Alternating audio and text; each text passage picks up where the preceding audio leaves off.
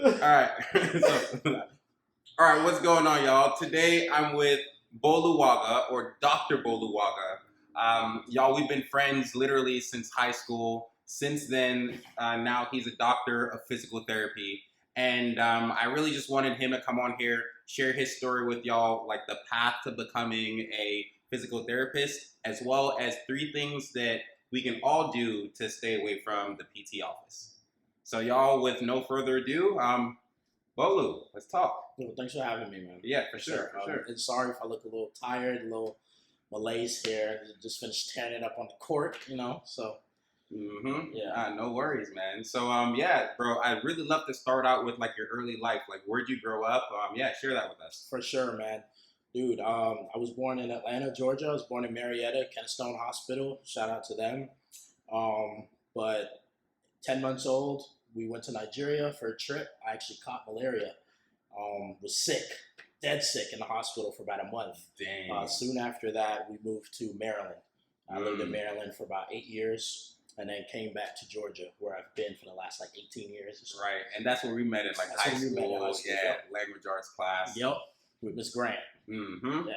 And so, yeah, bro. So, like after high school, you decided to, go to school and then to like pursue physical therapy. For sure. And so, for you, like, why physical therapy? Why physical therapy? It stems back from just me, growing up being an athlete, man, playing so many sports: basketball, football, baseball, man, tennis, even ping pong. And I know that I couldn't actually make it into the bigs or anything, but I could affect change in them. I could become a sports PT. So that's where it really started my love for it, and I went for it afterward, honestly. Nice. And so what was that journey like for you? Because we've talked about it, and sure. I know some of the struggles, but yeah. Physical therapy school? Yeah, physical therapy school. Dude, it was awesome. I went to physical therapy school in Miami. Out of nowhere, you go from literally not knowing if you're going to even get into school because it's really rigorous to even get in. I tell you that I tell a lot of people, and a lot of people know that trying to get into physical therapy might be just as hard as being in physical therapy school itself. So once I finally got in there in Miami, it was pretty tough, very rigorous, but also a good time there, and definitely went through struggles. I went through struggles in PT school, not passing a class, having to take the class over, watching some people go ahead of me and things like that. But here we are, and I wouldn't change it at all. Right, and now you're in Dallas working through, the whole like PT life. For sure. So, yeah, what does like your day-to-day look like? My day-to-day, I'm a travel physical therapist now, by the way. So I actually live in Georgia, but I'm traveling doing contract in Dallas right now. And I work at a geriatric population right now. So my day-to-day is basically going in there, checking out my schedule. I may see anywhere from 10 to 13 patients a day, just seeing when it's best to see them. Some of them have to go off to dialysis, so you got to make sure you see them before they leave, because it's really tough to try to get them after. And, like I said, the geriatric population, so sometimes you have to really encourage them, educate them, talk to them a lot, tell them the importance of PT in the first place to get them down to the gym. We do some rehab with them and send them on their way. It's pretty chill, though. Besides, we got to take notes for each patient, but just those one-on-one interactions with the patient, I love people, so it's awesome. Wow, and you said 10 to 13 patients 10 to patients a day right now, yeah, which can be a struggle, but you make it work. And like, what's one of your like favorite stories out of like working through the travel PT life so far? Good question. Dude, just meeting some really cool people that you actually like. I have some patients' numbers right now. There's a 75-year-old lady. I'm not gonna say her name or anything, but I call her almost every week now, just to basically encourage her to keep going, because unfortunately after I left, it's travel, so I don't think anybody went into that clinic now that I'm not there. So just basically building super dope rapport with different patients, learning about their lives, and being able to keep up with them even after I'm gone. It's one of the big things for me. It's very interesting because you're talking about physical therapy, and normally, we think about like the physical exercises that we're doing, for sure, yeah. And so, y'all, it's funny. I pulled my MCL back in 2020, and and like I was literally going through it. I like was Googling things, like YouTubing things. And then I hit up Bolo. I was like, bro, like I'm struggling. What can I do? And he literally like hooked me up with some exercises. And For so sure. often people think that it's just the physical things, but what you're also explaining is that there's a mental component to it too. Yeah, most definitely. And it's funny because I was still in PT school when I was helping you out with that. So I was talking to friends about it. I was Googling myself, before I made you a little plan, but it ended up out working. And I remember telling you in the beginning how like I first wanted to do PT because of like sports and stuff, but physical therapy school actually isn't geared too much towards treating athletes. It's treating the person as a whole, So it was then that I realized that, man, maybe I don't have to treat athletes. I'm good with just treating anybody, getting them better, getting them back to their independence, and as strong and as safe as possible. Yeah, and honestly, to your point, it does stem from the mind too, because if you don't feel like you can do it up here, then for sure, yeah, yep, yeah. So patient education is huge in our field. For sure, it's maybe half the journey, honestly. Oh, dope, nice. So I know that you're working through it here in Dallas. What's next for you? Man, I love Dallas so much. You do too. We've been having a blast. He's been here for a little bit. I'm thinking that I might do another contract here in Dallas.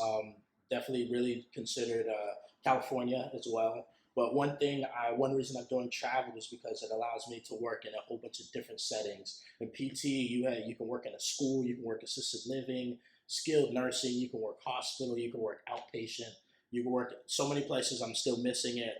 Even like last week, I learned like new places you can work.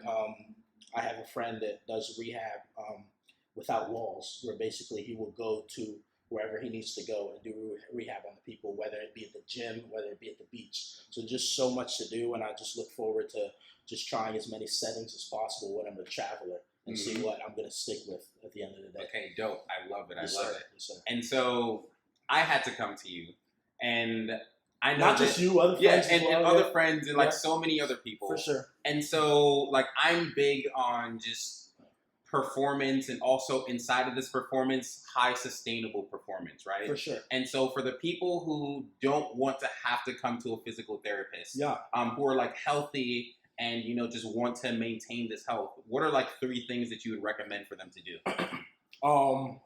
Dude, stretch. You gotta stretch. Nobody likes to do it. Stretching can be a workout on its own. I don't even stretch as much as I'm supposed to. Stretching leads to better flexibility. And when you're flexible, basically, you don't get injured as much because your joints, your muscles are really, you have a lot of mobility in them, more mobility. Another point would definitely be warming up, cooling down after. That really brings a lot of blood flow to your muscles. Blood flow equals oxygen. Warming up, super important to not get injured. And lastly, I'd definitely say build good body mechanics when you're doing these workouts. When you're doing these exercises, if you're doing shoulder exercises, just something as easy as adding some retraction to your shoulders. That upright posture, will help loosen up tight musculature, and you won't get injured as much. So those are the 3 tips I give as far if you don't want to see me pay all that money. Right. Yeah. Also, I have another question too, because there's some people who have like nursed injuries, or maybe they don't work out and they're not very active. And so what would you say to those people who, maybe they're working from home every single day and haven't really been doing much? For sure. And PT, a big thing we say is movement is medicine, man. So if you're not that person that wants to get out there just try to stay more active as possible. Try to getting the iWatch is a super great investment. It alerts you to when you need to stand up, when you need to take breath. So even if you're working from home, sitting all day, you can do different things where you're just moving about more, actually like consciously thinking about getting up and being active. Motion is lotion. I like it.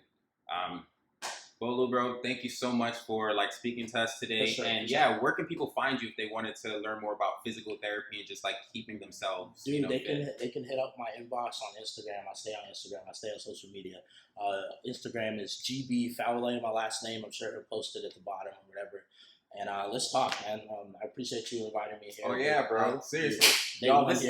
This has been a relationship literally since the 9th grade until now. So I'd say like 2007 almost, or like what do we? Man, high school was 2011. We graduated in 2011. Exactly. So 7. So 7. Exactly, dude. And that's what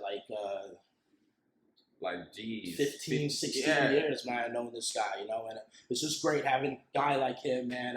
We went to different colleges. We all did plan out. He went out to California after college, but now we're linking back up years later and just still have the same focuses, some same interests, and we can both build each other out, which has been amazing, man. Exactly. I love you, bro. Love you too, bro. Well said.